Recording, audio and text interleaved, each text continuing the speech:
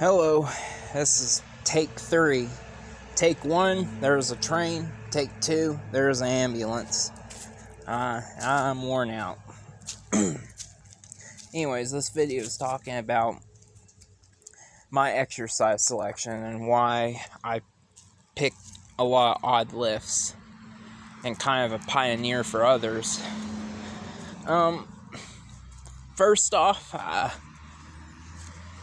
the reason why I'd pick certain odd lifts is because I would kind of invent them. I know I didn't invent things like the Zercher squat, but I had no access to YouTube.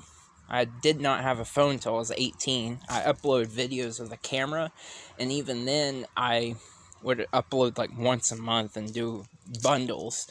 I'd be over at my grandparents' house. I'd be uploading videos all night. I was the first person who ever saw a Zercher squat get done by. And I just thought of it. I was like, man, I don't like having the weight on my back. I'd rather hold it here. It might make my arms tougher too. It might make me better at arm wrestling. That's just an example. So, I wasn't on bodybuilding.com or T-Nation getting ideas for workout programs or exercises. Literally everything I did when I first started off was at the top of my head. I had nobody to tell me. I was in PE. I never was in football or sports or anything like that, athletics. So I saw what they did. None of them did Zercher squats. They did the traditional basic movements. Same old stuff you see everywhere. And I've always been a person, I just don't like doing what everyone else does, even if it's tried and proven. Like Ford F-150.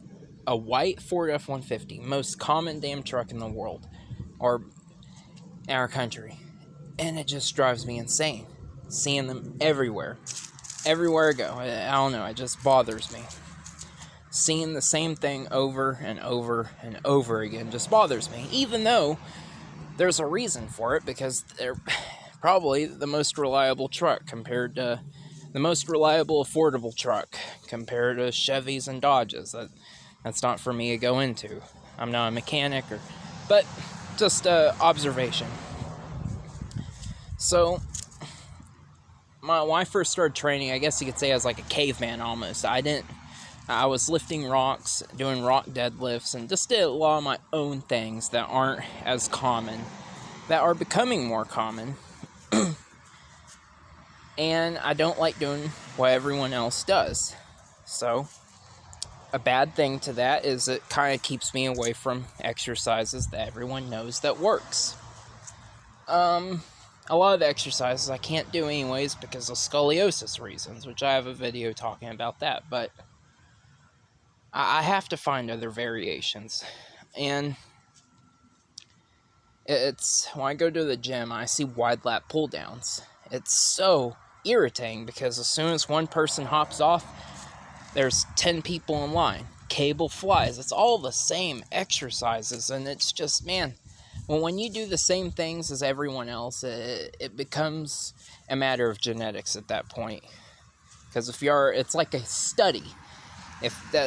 You have all the same variables, you're all there for the same amount of time, 90 minutes, you're all doing the same exercises, you're just taking turns and different things and doing it in a slightly different order, same reps, 15, 12, 10, 8, or you do your draw. It's mostly the same things, so everyone gets mostly the same results. And for certain sports, that's good. I mean, like wrestling, for example, that they have proven methods that work. But if you do the same workouts as your opponent, at that point, it's going to come down to other variables, maybe grit and will. So, one way to get ahead of opponents and competition and bodybuilding, any sport, is finding your own way, which is hard to do. It's hard to know whether something actually works. Now, for me personally, I don't care about building muscle. I really don't. I actually want less muscle. I actually want smaller legs. I want smaller arms. I'm I want to be as strong as possible with as little maintenance as possible. Kind of like a car. I don't want, I mean, what if the apocalypse happens? Within a week, all these people, bodybuilders and stuff that need to eat 10,000 calories a day are going to die. So that's just how I look at it. I want to be as, that's actually being functional. And, I mean, you can say you're a high-performance car. I don't know. Me, I'm in it for the long haul. I'm more into reliability. You can be a high-performance car that is dead real soon. I mean, we see it all the time. People on drugs like crazy. They're dying when they're in their 20s or 30. I don't know. That's not for me. I'm a normal person. I like training. I care about health a lot too, and I just do it for fun. I'm not sacrificing anything. It's fun to me. I'm not doing the same thing over and over and over again where it becomes like a job. It's all fun. You can't take that stuff too seriously. When I fail a PR or a record, it's, alright, oh well, try again next time. It's not the end of the world. It's not my career, not my job. But, yeah, I pick certain exercises that other people don't pick. And Ed Cohn spoke about this, where he was doing squat, bench, and deadlift, but he didn't know what records and all that were. He didn't have any limitations put on himself, which is a really good thing, which me personally, I try really hard. Like, if nobody in the world did the barbell deadlift, I'd be doing the barbell deadlift all the time. I'd be curious what I could do. There'd be no question of your limits. But since everyone does it, there's already a standard there. And me, I don't like standards. Like, I don't like being able to compare myself to people, I guess, even if I'm whooping ass. I legitimately like competing against myself and finding something else that everyone else hasn't tried where you can become the best at it without being brainwashed into thinking, we got Eddie Hall, for example, a 500 kilogram deadlift. If you talked about that 50 years ago, everybody, impossible. But once someone does the impossible, it becomes possible. So I like to find exercises nobody does, or very few people do. So, like, one of them I've been doing is seated curls. They're like almost like dead stop half curls. And I got Dennis Siplenkov to go off of. He had the world's strongest arms, and he could do seated curls like 280 pounds for 5 reps. Something like that. I don't know the exact numbers. That gives me an idea that his 1 rep max is right about 300. So, and he could strict curl 249. So he could seated curl 20% more than he could strict curl, maybe 20-30% more. It just gives me an idea. So the other day I did a strict curl of 149, recovering torn bicep. My best is 169. So that tells me that I should be able to seated curl 180 or 190. That's what it tells me. Which I did do, I don't know, it was like 168 or something for 3 reps, I think. So it makes sense. But yeah, I like to, even, that's not even, I guess, a great example, because I'm already having limits put on myself. But yeah, if you could, like, find exercises that nobody has done really, and become stronger at them. Another one was the backwards deadlift. I used to think it was everybody was like, holy cow, how can you backwards deadlift 500 pounds? It was insane. And then I go and learn that I'm not the only one. There are other people who can backwards deadlift more than they can pull forwards. So, not the only one. But yeah, when exercise hasn't been tried and tested and all that, you're not going into it already putting a limit on you, like a speedometer almost. It's kind of like when a car is a speedometer, it goes up to 120. You know right then, well, I guess the car can't go past that. But imagine if you hopped in some random car, I don't know, it could be like a 1980 truck of some sort, and the speedometer goes to 200, like a Corvette, and you'd be like, whoa, what's going on here? But one thing I've noticed, speaking of like no limits, is even still, we haven't had any of the crazy strong guys do like a Zercher squat. Here's one observation I've made, and it hasn't been spoken about yet. Every untrained individual I know, which probably about a list of 20, that has never done a back squat and never done a Zercher squat, that has done both, they can all Zercher squat more. All of them. Maybe it's just easier movement to learn, but that could mean something. I mean, the backwards deadlift. We have a Bugenhagen doing 885 backwards, but his best forward deadlift is 700. That's not of a suit. I mean, if you gave him a suit and all that, maybe 750. Like Eddie Hall. I think the most ever pulled was, I don't know, it was like a low 1000s. I think Eddie Hall, it was like 1034 without a belt. Something like that. But yeah, what if we could like get a guy like Eddie Hall, for example, who has leverages similar to the Boogs, and get them to do backwards deadlift? Is there a chance we could see an 1100 pound backwards deadlift? It kind of makes me wonder, is there a chance?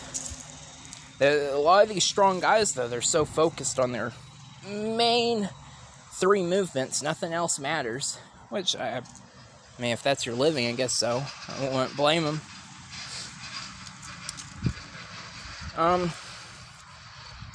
Yeah, it's not ear itching. But yeah, like Zercher squats, I kind of wonder, is there a guy that, Derek Kendall, he was a guy that hit like 1,000-pound squat in reps, but he could front squat 800. In my experience, you can Zercher squat more than you can front squat. If you practice 2 just as equal, you can do more on the Zercher than front. Kind of makes me wonder, like, and most people, untrained individuals, well, actually, in my experience, all untrained individuals can Zercher squat more than they can back squat. That makes me wonder, like, if there is a guy like Ray Williams who trained Zercher squats and nothing else, could he Zercher squat 1,100 pounds? It just makes me wonder, is that those are lifts that have not fully hit the population at their fullest capacity, so they're very open. But this is just all speculation. From what I see, and yeah, I could see people Zercher squatting very similar numbers to a back squat. Like 90% at least, if they practice the 2 lifts the same. So if you back squat 700, I could see you Zercher squatting 630. Alright. Really loud sounds and various things. The dog was barking because a person drove by with the radio on, and he could hear people talking. So the whole town can hear the radio. And I like that too. There's some people who ride motorcycles, they'll have like a helmet on. Yeah, and then they have their radio, like, it had an extra radio. I saw that as a stereo, like at the back of the motorcycle blasting. And this big helmet on, and that he could probably barely hear it, but everyone else in the whole town could. But, yeah, I like to find exercise that no one else does or tries with anything and test myself at it. So there's no previous guidelines, I guess. I'm trying to think of an exercise, kind of like clamp curl. It's Jed Johnson. I first saw it from him years and years ago, where you grab the plates. You'll see him on my channel. That's one. I never see anybody do that, hardly. One thing I do is I drag the railroad tie from a mile, and I time myself and try to beat my time. I never record it because it's so damn long, but here's the railroad tie. It's a pretty damn solid thing. It's the heaviest one we got. I'll pull it a mile, grab it by the little rope there. I like to carry things a mile and time myself and beat my previous time. So like here's a 80-pound Titan ball. I've tried to carry the 150 for a mile. And my rule is you can't set it on the ground. You have to hold it at all times. It's just my personal rule of carrying things. If I have to set it down once during the mile, it's too heavy, I guess. So, but yeah, the 150, yeah, I lost that one. I couldn't carry it a mile, but yeah, I like to rotate.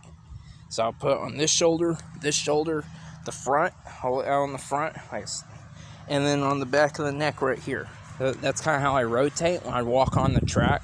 Every 100 or 200 meters, I'd switch it just based on how I'm feeling.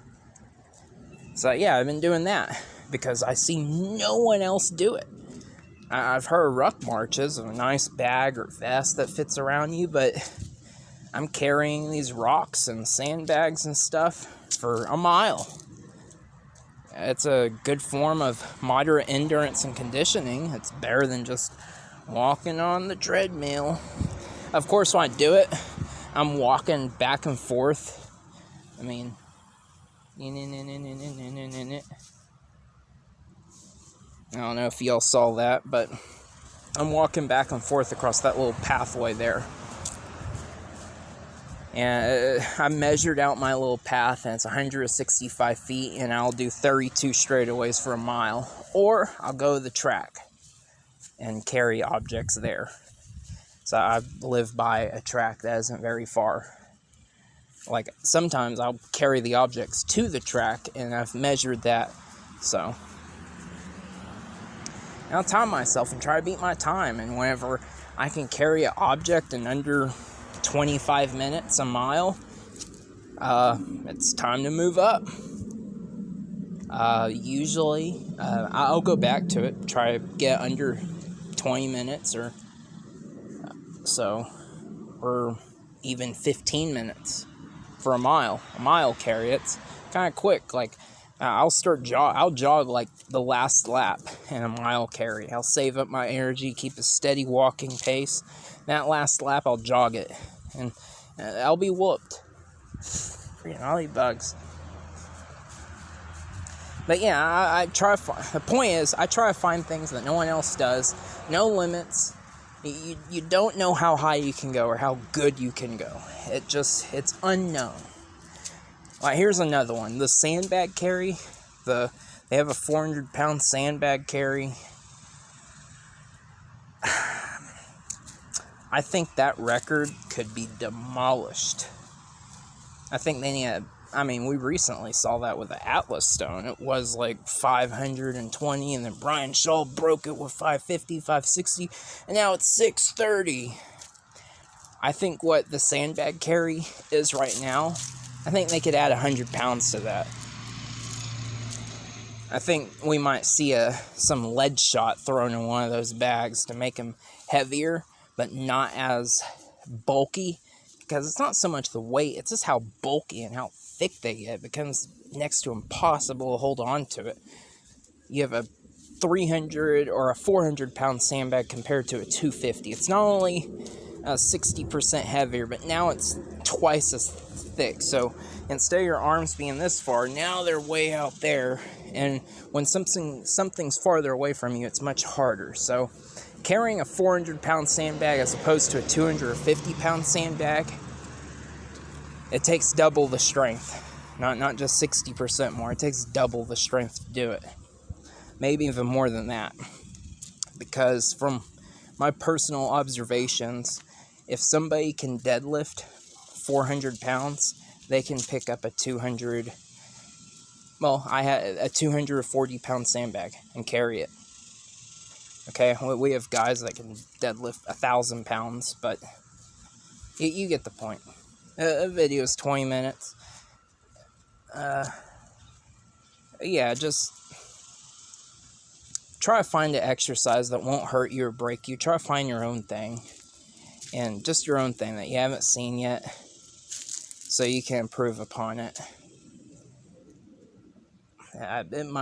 It'll probably be beneficial to not be influenced on just one movement, just something that you practice on your own. I don't know what it could be. It could be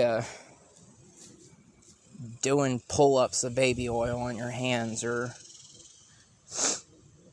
I don't know, something.